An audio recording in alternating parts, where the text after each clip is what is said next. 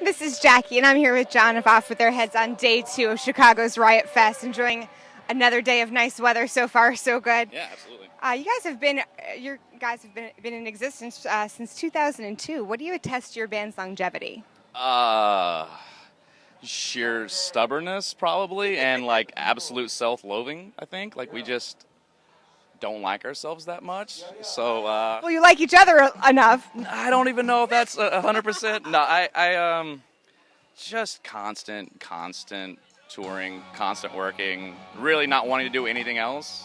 I guess. I'll do it. You know what I mean? Like, just get the hell out and go do something. So. We've got some great punk music playing in the background as well with Plague Vendor. It's Plague Vendor, I believe a label mate, I think maybe even. I think so. Yeah, absolutely. How have you seen the punk scene evolve since your band's inception?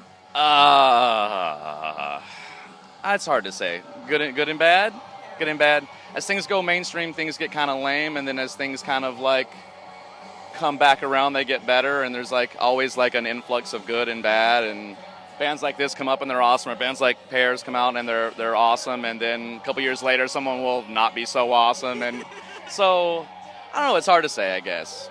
Speaking of mainstream, what role do you see social media play in your band? Is it something, it's a necessary evil, you love it, you hate it, something in between? Absolutely loathe social media, but I mean, at this day and age, there's really no other way to reach people, so I guess the best thing you do is try and make it work for you and try and not contribute to the evil on the internet. Better than passing out flyers? Passing out flyers is essentially just cutting down trees and throwing them straight into garbage cans, it seems like. It's not... I grew up in the passing out flyers era, and it's long gone. Maybe you put a poster up, but other than that, no. I've seen many of them taken, crumpled up, and thrown away immediately after handing them to you. So I'm glad we got smarter than that. I mean, if Twitter is what we have to deal with, I guess it's the conscious way. It is what it is. I mean, you either adapt and move on, or you just, get really crotchety and move into a cabin in, Wisconsin and never talk to anybody ever again. Speaking of getting crotchety or not, your band has that's a great segue, folks. Write that one down. How has your band really benefited from having a revolving lineup where other bands would sort of just say, we're done? You guys have really kept things fresh and really benefited.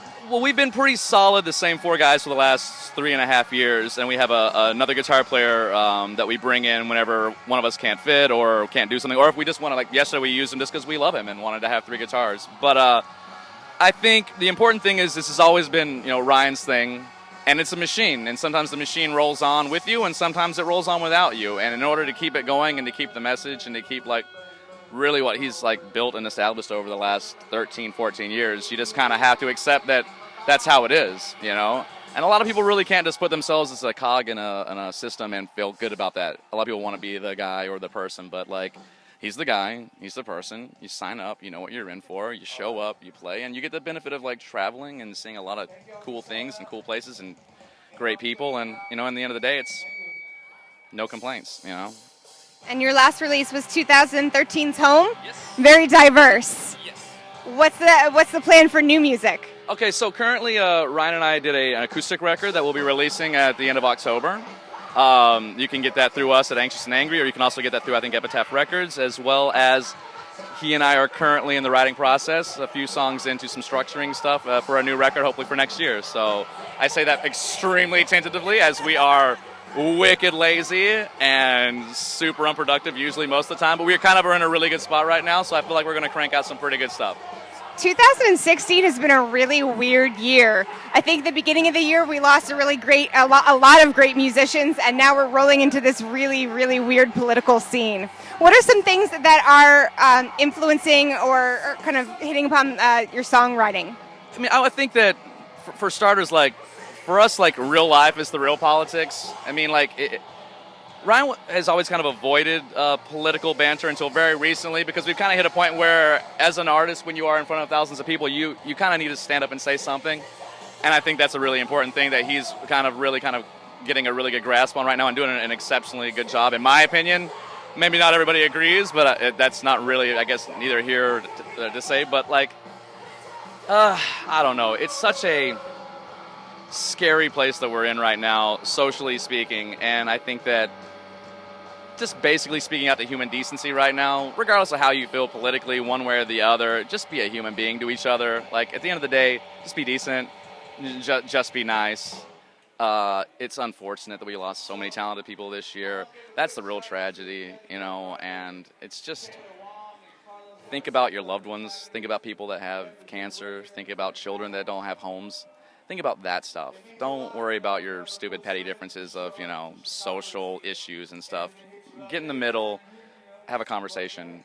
Be a good person, goddammit. It's not that hard. It's not that hard. Really not that hard. The new stuff that you mentioned that you're writing, how is that sort of an evolution from 2008's From the Bottom? How have things changed since then?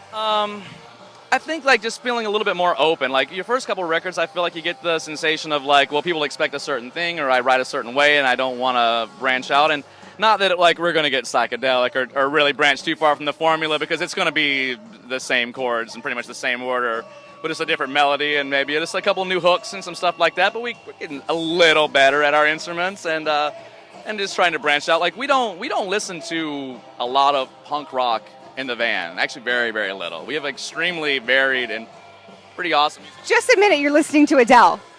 I mean, I will gladly admit that I listen to Adele. I listen to a lot of pop music. It's not a shameful thing for me, actually. So, the National. I mean, we listen to a lot of stuff. So we have a lot of influences that we want to draw from, and we mixed it up a little bit, I think, at home, and I think we'll mix it up a little bit more in this next record. But after that, I think it'll be fine. And what role does Anxious and Angry play? You mentioned that before. Yes. So Anxious and Angry started as Ryan's podcast. It was kind of like a almost advice column from someone who actually has a lot of the same anxiety and depression issues a lot of people that listen to the band have. And it's in no way like a Dr. Oz love line show where we're giving you advice you should definitely take, but it's just kind of like our perspective on things. And it's kind of turned into really the driving force behind the band. Like, he does the podcast, which I think has done a lot of good for people. It's also merchandise for himself. He does merchandise for other bands. He sells other bands' records. He's put out the First Pairs record. He's working on our friend Andrew's band's record right now. So it's becoming like a all-encompassing kind of driving force that's really kind of behind all the stuff that he's doing. So it's actually pretty exciting, and it's kind of been really cool to be on the podcast and watch it kind of grow and have people come up to me that don't know anything about the band but know me from the podcast, which is extremely weird. And to know that it's having a positive effect from such sometimes negative people is a kind of a really cool thing to know. So I sound really busy. Now you're here at Riot Fest. How do you go about choosing your set for this show? We literally wrote no set list. We don't do set lists. We do one song we know we're starting with, one song we know we're ending with. We look at Ryan, and whatever he starts playing, we play. And then we usually sometimes just ask the crowd what they want to hear. So we've been doing that for like the last year, and it's actually, we used to write like a 30-song set list, not talk at all, song, and it was kind of too much work. It just felt too workmanlike, and we really kind of wanted to get back to having fun, because at the end of the day, if I'm not enjoying this, it doesn't matter what's happening around me, I'm going to go home and feel miserable. So it's actually been pretty great, and it seems like it's actually pretty good response from the crowd. They seem to enjoy the more of a performance that we're giving. I don't know if it's musically talented, but it's definitely, something to see. Well, I'm glad it's fun for everyone. Well, we're having fun, and I noticed that when we started to be more concerned about us having fun, it really reflected on people watching us play, and I think that's kind of badass. So what's up next after Riot Fest? Oh, okay, so what month is it? It's September? Okay, so in October we'll go down to Florida for the fest. Ryan and I will do a 2-week acoustic tour for the record after that. A little time off, and then a little something special in December that we haven't announced yet, so we'll hold out for that, but I can assure you it's super rad. So. All right, well, stay tuned for much more super rad stuff from Off With Their Heads. This is Jackie. Thanks to In the Key of Change and Chorus.fm.